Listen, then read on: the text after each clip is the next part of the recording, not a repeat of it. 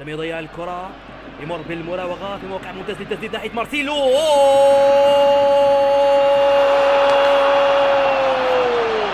الأولى ضائعة والثانية في الشباك، والسوداني يفتح مجال التهديف قبل أو بعد انطلاق الشوط الثاني بدقيقتين.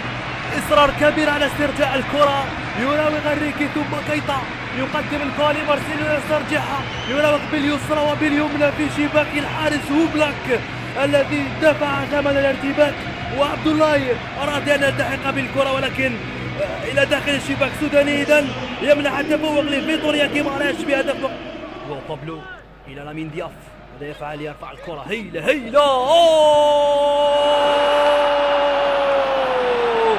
لا تغضب يا دومينغيز يا جوزيه، إنه هيل السوداني يا برتغالي هو جزائري، ونونو أسيس هو المهنئين، يتبعه الرفقاء بقية الزملاء، والحارس نيلسون يفرح بهدف سوداني الخامس في البطولة الذي قد يمنح فيتوريا فوزا غاليا وغاليا جدا. قبل 5 دقائق عن نهاية المقابلة الإعادة توضح جمالية الهدف، فتحة من الدول المالي كانت ممتازة، وارتقاء أروع وأروع من السوداني الذي سبق المدافعين وحتى زميله الهداف بيريرا. إذا السوداني يمنح التفوق مرة أخرى لفيتوريا 3-2 قبل 5 دقائق، والجمهور يهتف باسم الهلال السوداني.